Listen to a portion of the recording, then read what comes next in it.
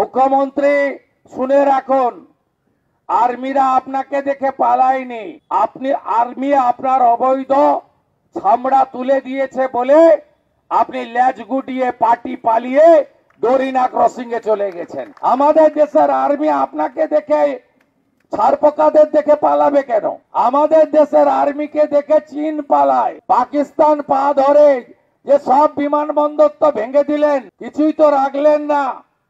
মাসুদ আজহারের বংশ নির্বংশ হয়ে গেল। এবারে সিডিএস আপনি থামান, আমরা আর পাচ্ছি না। আমাদের দেশের আর্মিকে দেখে সবাই স্যালুট করে। ইউনাইটেড নেশন পিস কিপিং ফোর্সে সেবাদান এবং বিভিন্ন দেশে যে ইন্টারনাল ডিজাস্টার হয় পুনর্নির্মাণে আমাদের দেশের আর্মিরা সবচেয়ে বড় গুরুত্বপূর্ণ ভূমিকা নেয়। যখনই নেপাল থেকে আমাদের তুরস্ক, যখন আর্থকুইক হয়, ন্যাচারাল ডিজাস্টার হয়, ফ্লাড হয়, তখন আমাদের দেশের আর্মি, প্যারামিলিটারি, এনডিআরএফ, আইটিবিপি এই জওয়ানরা গিয়ে কয়েক ঘন্টার মধ্যে ব্রিজ বানিয়ে দেয়, রাস্তা বানিয়ে দেয়।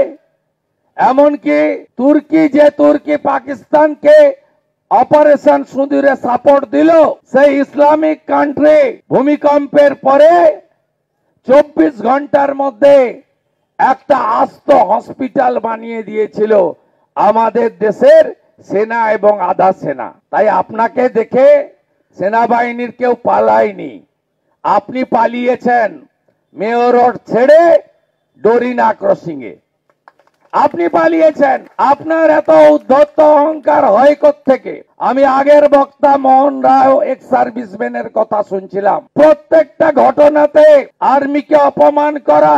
এর আগে অবন্তিপুরার পরে যখন আমাদের এয়ারফোর্স অন্দর ঘুষকে মারা, ভিতরে ঢুকে মারলো, তখন এই মুখ্যমন্ত্রী নবান্নর গেটে দাঁড়িয়ে বলে এটা যেন আলাদা দেশ, উনি যেন এই দেশের প্রধানমন্ত্রী, দেশের প্রধানমন্ত্রী। আর্মি ঢুকে পড়েছে, আর্মি ঢুকে পড়েছে, আমি এর প্রতিবাদে আর্মি যতক্ষণ না সেকেন্ড ব্রিজ বা বিদ্যাসাগর সেতু থেকে চলে যাবে ততক্ষণ আমি নবান্ন ছাড়ব না।